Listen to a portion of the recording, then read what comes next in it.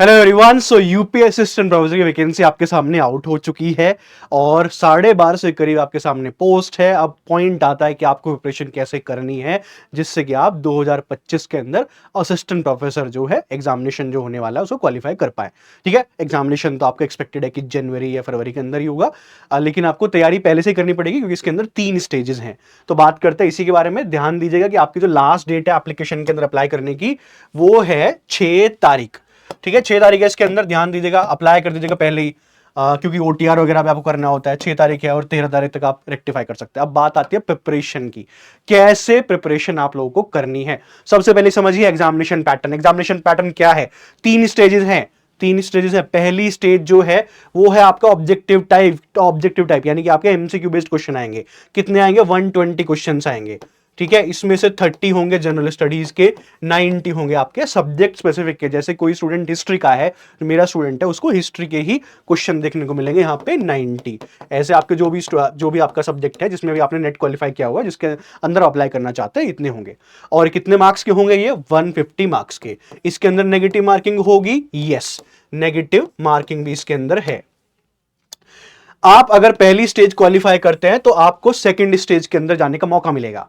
तो जितनी भी वैकेंसीज हैं उसका इंटू 15, जैसे 58 वैकेंसीज हैं हिस्ट्री के अंदर, तो इंटू 15, तो इतने लोगों को बुलाया जाएगा मेंस एग्जामिनेशन के लिए। आप अपनी सब्जेक्ट की वैकेंसीज जो है इसके अकॉर्डिंग कैलकुलेट कर सकते हैं।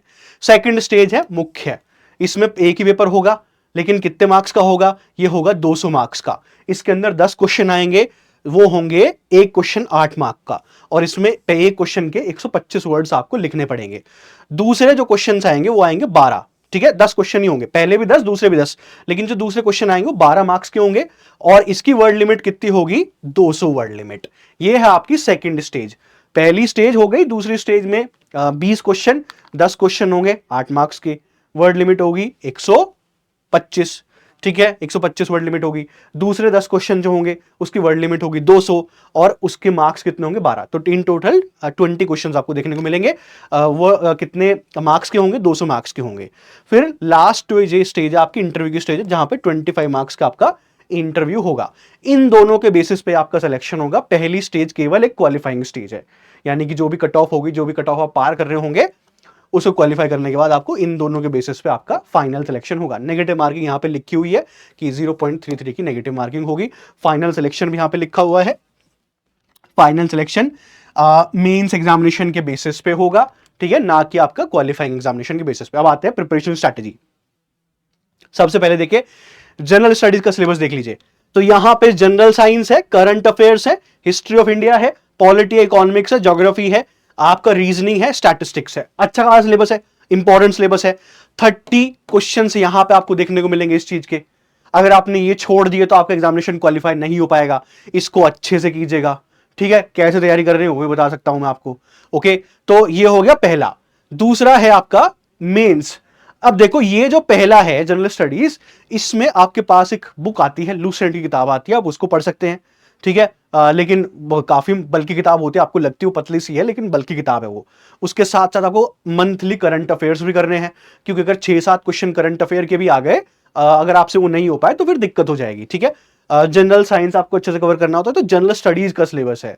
बहुत सारे ऐसे एस्पिरेंट होते हैं जो सिविल सर्विस की तैयारी कर रहे होते हैं, जो यूपीपीसीएस जो होता है, पीसीएस एग्जामिनेशन आपका यूपी के अंदर, उसकी भी तैयारी कर रहे होते हैं, तो उनको तो ऑलरेडी ही आता है। उनके लिए तो कोई चैलेंज है ही नहीं। चैलेंज आता है जो यूजीसी नेट के एस्पिरेंट्स हैं, जो सिविल सर्विस की तैयारी नहीं कर रहे होते, वो यूजीसी के ऊपर ही फोकस्ड होते हैं, तो उनको यहाँ पे चैलेंज आता है निकल के, तो वो कैसे प्रिपेयर करें। लूसेंट किताब आती है, आप उसको पढ़ सकते हैं। ठीक है, मैं आपको एक और भी तरीका बताऊंगा पढ़ने का, वेट कीजिएगा क्लास के एंड तक, इसी सेशन के एंड तक। दूसरी जो स्टेज है वो है आपका सब्जेक्ट स्पेसिफिक। यहाँ पे आपको आंसर राइटिंग करनी है। अब ये आंसर राइटिंग एक दिन में आपको नहीं आती, ना 2 दिन में आती, ना 1 महीने के अंदर आती। धीरे धीरे चलोगे, पहला आप आंसर लिखोगे ना, आप ये सोचोगे ये क्या कबाड़ आंसर मैंने लिखा है। ठीक है, फेक आपका ये मन करेगा कि इसको फेंक दे उठा के। धीरे धीरे जब आप प्रैक्टिस करना शुरू करोगे, 15 दिन, 16 दिन, 1 महीना, 1.5 महीना जब प्रैक्टिस करते रहोगे लगातार, हर दिन आप 2-3 क्वेश्चन प्रैक्टिस कर रहे हो, ज्यादा भी नहीं, 2-2 भी कर लोगे बहुत है। और जब आप देखोगे 1-1.5 महीने बाद आपकी प्रिपरेशन कहां पे स्टैंड करती, तब आपको रियलाइज होगा कि हाँ, ये होती है एक्चुअल में आंसर राइटिंग। प्रैक्टिस बहुत जरूरी है, टॉपिक्स को इन डेप्थ कवर करना बहुत जरूरी है। अगेन आपको आप अगर इस स्टेज को लाइटली ले लोगे, आप एग्जामिनेशन क्वालिफाई नहीं कर पाओगे। मैं आपको कुछ टिप्स शेयर करता हूं आंसर राइटिंग प्रैक्टिस करने की, ठीक है। तो आप देखिए, जब भी कोई क्वेश्चन आपके सामने आता है, आपको क्वेश्चन के ऊपर ही फोकस करना है, आपको इधर उधर की बातें नहीं करनी है। एग्जामिनर बेवकूफ नहीं होता, आप उसको बेवकूफ बनाने की कोशिश करोगे नहीं बनेगा। आप कॉलेज के अंदर कर सकते थे, कॉलेज के अंदर आप पन्ने पन्ने भरते रहते हो, शीट पे शीट भरते रहते हो, ठीक है, कोई फर्क नहीं पड़ता। एग्जामिनर देखता है इसने इतना सारा लिखा है, अच्छे मार्क्स देता है। लेकिन यहाँ पे नहीं, लिमिट ऑलरेडी पता है, 125 वर्ड की लिमिट है, 200 वर्ड की लिमिट है, उसमें ही लिखना है। इधर उधर की बातें नहीं कर सकते, अनरिलेटेड टॉपिक से इधर उधर नहीं जा सकते, ठीक है। दूसरा पॉइंट, बड़े बड़े पैराग्राफ नहीं लिखने होते आपको, पॉइंट वाइज लिखते हुए चलिए। एक पॉइंट लिखिए, उसको एक्सप्लेन कीजिए, बहुत बड़ा पैराग्राफ नहीं लिखना है। इंट्रोडक्शन अच्छे से लिखिए, इंट्रोडक्शन के बाद जब बॉडी पे जाएंगे, एक पॉइंट लिखिए, उसको एक्सप्लेन कीजिए, एक पॉइंट लिखिए, उसको एक्सप्लेन कीजिए। ऐसे अगर आप 4-5 पॉइंट भी लिख के उसको एक्सप्लेन करते चले जाओगे, आपका आंसर अच्छा बन जाएगा। एक स्ट्रक्चर होना चाहिए, स्ट्रक्चर। इंट्रोडक्शन है, बॉडी है, अच्छा conclusion. Introduction, body and conclusion, भूमिका, मुख्य भाग और निष्कर्ष। भूमिका जो क्वेश्चन को एक्सप्लेन करते हुए जाना है। दूसरा जो आपका बॉडी है, यहां पे आपको मेन आंसर लिखना है। कंक्लूजन, आपको यह लिखना है कि मैंने क्या लिखा, समराइज कर दीजिए उसको, कंक्लूजन निकाल दीजिए, ये इसका कंक्लूजन है जो भी क्वेश्चन अकॉर्डिंग उसको पूछा गया है। डेटा लिखिए, इवेंट लिखिए, ये सारी चीजें अगर आप इनको इग्नोर कर दोगे हिस्ट्री के अंदर स्पेसिफिकली, और गलत चीजें लिख दोगे, तो नुकसान हो जाएगा। या तो लिखो ही मत डेट्स, इवेंट्स के बारे में मत लिखो, ठीक है, लेकिन अगर आप लिख रहे हो उसको अच्छे से लिखिए, अच्छे से एक्सप्लेन कीजिए, डेट्स लिखिए अच्छे से। ज्यादा इंफॉर्मेशन ओवरलोड करने की जरूरत नहीं है, क्वालिटी के ऊपर आपका फोकस होना चाहिए। जितना अच्छा आंसर, जितना सरल आंसर, उतना बढ़िया आपके मार्क्स मिलने के चांसेस होते हैं। तो ये कुछ टिप्स हैं जो मैंने आपके साथ शेयर किया है, इनको ध्यान रखिएगा। मैं आपको एग्जांपल भी देता हूं, देखो ये क्वेश्चन है, जैसे हिस्ट्री का क्वेश्चन है, ब्रिटिश उपनिवेश शासन का आर्थिक प्रभाव क्या था। इंट्रोडक्शन में क्या लिखा जाएगा, ब्रिटिश रूल के बारे में एक्सप्लेन कीजिए, उनकी जो इकोनॉमिक पॉलिसीज थी, आर्थिक नीतियां थी, उनके संदर्भ में बताइए। और ये थोड़ा सा आपको एक्सप्लेन करना है क्योंकि आपके पास वर्ड लिमिट है। फिर आप मेन बॉडी के ऊपर चले जाइए, वहां पे आपको लिखना है कि इसका इकोनॉमिक इंपैक्ट क्या था। ड्रेन थ्योरी के बारे में बताइए, दादा भाई नौरोजी के बारे में मेंशन कीजिए, आर.सी. दत्त के बारे में मेंशन कीजिए। ओके, उसमें आप क्या क्या मेंशन करते हैं, प्लास्टिक युद्ध के बारे में मेंशन कर सकते हैं, बक्सर के बारे में मेंशन करते हैं, कितना उनको रेवेन्यू यहां से मिलना शुरू हो गया, उनका सोना चांदी वहां से स्टॉप हो गया, ठीक है। इकोनॉमिक इंपैक्ट, इसमें यह भी आप बता दीजिए कि जो हैंडीक्राफ्ट इंडस्ट्री है, हस्तशिल्प है हिंदुस्तान का, वो तबाह हो गया जब अंग्रेजी मशीन मेड गुड्स, जो मशीन के द्वारा बने हुए माल था, सस्ता माल था और बल्क में आता था, वो आना शुरू हो गया। हमारा जो हस्तशिल्प था, हैंडीक्राफ्ट इंडस्ट्री था, वो खत्म हो गया। ये आप इसमें एक्सप्लेन करते हुए जाइए, अच्छे से लैंग्वेज में एक्सप्लेन करते हुए जाना है। और कंक्लूजन भी इसी के अंदर लिखना है कि जो आपने लिखा उसको अच्छे तरीके से समराइज कर दीजिए कि इकोनॉमिक इंपैक्ट क्या हुआ। यहां पे अगर आप ब्रिटिशर्स को, जो हिस्टोरियंस हैं, वो भी बता सकते हैं, मॉरिस डी मॉरिस के बारे में बताइए वो क्या बोलते हैं। फिर आपको बिपिन चंद्र का पॉइंट ऑफ व्यू देना है, तोरू मत्स्य का पॉइंट ऑफ व्यू देना है। इस तरीके से हिस्टोरियंस का भी पॉइंट ऑफ व्यू आपको एक्सप्लेन करते हुए जाना है। अगर आप हिस्टोरियंस के बारे में मेंशन नहीं करेंगे तो आपका जनरल स्टडीज वाला आंसर होगा। आपको यहाँ पे जनरल स्टडीज का आंसर नहीं देना है, आपको यहाँ पे एक ऐसा आंसर देना है कि हाँ, आप हिस्ट्री के ज्ञाता हो, आप हिस्ट्री के असिस्टेंट प्रोफेसर जॉब के लायक हो आप, तो ऐसा आपको आंसर देना है। हिस्टोरियंस का नाम मेंशन करना है। ये आपके अपने अपने सब्जेक्ट के अकॉर्डिंग हो सकता है, जो भी कोई दूसरे सब्जेक्ट है।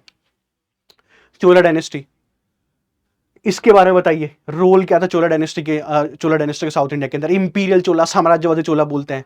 व्यापार के बारे में बताइए, उनके समाज के बारे में बताइए, क्योंकि ये कुछ तो पूछ रहे हैं, चोला डायनेस्टी के बारे में पूछ रहे हैं साउथ इंडिया के अंदर, ठीक है। तो इसमें व्यापार मेंशन करते हैं, समाज मेंशन करते हैं, उनकी राजनीति के बारे में मेंशन कीजिए, कहाँ कहाँ उन्होंने विस्तार किया हुआ था, south east Asia, Sri Lanka, China तक व्यापार किया हुआ था, इसके बारे में मेंशन कीजिए। फिर significance of salt march in struggle for independence, आपको यहाँ पे नमक सत्याग्रह के बारे में बताना है, गांधी जी के बारे में बताना है, सिविल डिसोबीडियंस मूवमेंट के बारे में बताना है। उसको एक्सप्लेन करते हुए जाइए, कौन कौन लोग जुड़े हुए थे, सरोजिनी नायडू, इतने सारे लोग जुड़े हुए थे, क्या उसका प्रभाव था, उसकी महत्वपूर्णता आपको बतानी है इंडिपेंडेंस स्ट्रगल के अंदर। इंट्रोडक्शन, बॉडी एंड कंक्लूजन अच्छे से लिखते हुए जाइए। ये चीज आपको प्रैक्टिस करनी पड़ेगी, ये ऐसा नहीं है कि एक दिन के अंदर आ जाएगा, आपको लगातार प्रैक्टिस करना पड़ेगा, ठीक है। अगर आपको ये सारी चीजें एक जगह चाहिए, general studies, answer writing, subject specific, और तीसरी स्टेज जो इंटरव्यू, क्योंकि यहां पे आपको अच्छे से अपने आप को प्रेजेंट करना पड़ेगा। आपको हर एक टॉपिक की समझ होनी चाहिए जो कि इंटरव्यू के अंदर आपकी टेस्ट की जाएगी।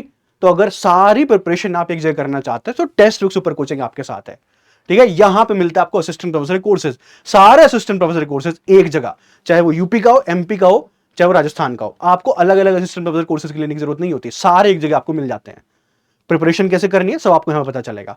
ठीक है, सेल आ रही है, फायदा उठा लो, 2 दिन की सेल है, आज की और कल की, इसका फायदा उठा लीजिए अभी के अभी। ठीक है, कैसे एनरोल करना है, ये वीडियो चल रही है, इस वीडियो के नीचे जाइए, मोर के ऊपर क्लिक कीजिए। जैसे आप मोर के ऊपर क्लिक करोगे, यहां पे गूगल फॉर्म है, असिस्टेंट प्रोफेसर गूगल फॉर्म, या तो गूगल फॉर्म को फिल कर दो, अदरवाइज डायरेक्टली यहां पे क्लिक करो। आप जैसे क्लिक करोगे आपको प्राइसेस के बारे में इंफॉर्मेशन मिल जाएगी कि असिस्टेंट प्रोफेसर के प्राइसेस क्या है, 6 महीने का, 1 साल का, 1.5 साल का। मैं आपको रिकमेंड करूंगा प्लीज 1 साल का लीजिएगा, क्योंकि इस एग्जामिनेशन को होने में अभी टाइम है। अभी जनवरी या फरवरी के अंदर इनका पता चलेगा कि इनका एग्जामिनेशन है होगा। ठीक है, एक्सपेक्ट कर रहा हूं कि मैं जनवरी के एंड में या फरवरी के शुरू में इनका एग्जामिनेशन होगा। ठीक है, फिर उसके बाद मेंस भी होना है। 6 महीने का सब्सक्रिप्शन आप ले लोगे तो आपके लिए बहुत हानिकारक होगा। 1 साल का लीजिए, सिंपल सी बात है। ठीक है, अब देखो 1 साल का ये आपने खोल लिया, आप जो उस लिंक पे क्लिक किया, खोल लिया आपने, नीचे जाइए, नीचे जाइए। अब देखिए यहां पे सारी इंफॉर्मेशन अवेलेबल है। ये रहा 1 साल का। इतने पे नहीं लेना है, रुको मैं बताता हूं डिस्काउंट कैसे मिलता है। अप्लाई कूपन पे जाओ, गेट एपीएल जो है इसको हटा दो, यहां पे अश्विनी लिखो, मेरा नाम ASHWANI, अश्विनी लिखो, अप्लाई कर दो। ठीक है, अब यहां पे 12 मंथ वाला आप ले लीजिए 11,499 के अंदर। सारी चीजें आपको मिलेगी, पहली स्टेज, दूसरी स्टेज, तीसरी स्टेज, सब आपको एक जगह मिल जाएगी। आपको कहीं पे जाने की जरूरत नहीं पड़ेगी। जनरल स्टडीज बहुत अच्छे तरीके से पढ़ाया जाएगा, आंसर राइटिंग प्रैक्टिस आपकी बहुत अच्छे तरीके से कराई जाएगी, इंटरव्यू गाइडेंस भी आपको बहुत अच्छे तरीके से दी जाएगी। तो ले लीजिए, अगर 6 महीने का लेना चाहते हैं 6 महीने का ले लीजिए, जैसा आपको कंफर्टेबल लगे। ठीक है, so that's it from my side. Personally मेरे से कनेक्ट करके पूछना हो, फिर एनरोल करना हो, तो ये टेलीग्राम चैनल ज्वाइन कर लीजिए, यहां पे मैं मिल जाऊंगा, मेरे से पर्सनली कनेक्ट करके भी आप पूछ सकते हैं। ठीक है, थैंक यू वेरी मच, और तैयारी करना शुरू कर दीजिए अगर आपका सपना है असिस्टेंट प्रोफेसर बनने का। चैनल को सब्सक्राइब भी कर लीजिएगा, क्योंकि यहीं पे आपको मिलेगी सारी information UP assistant professor examination की। Thank you very much.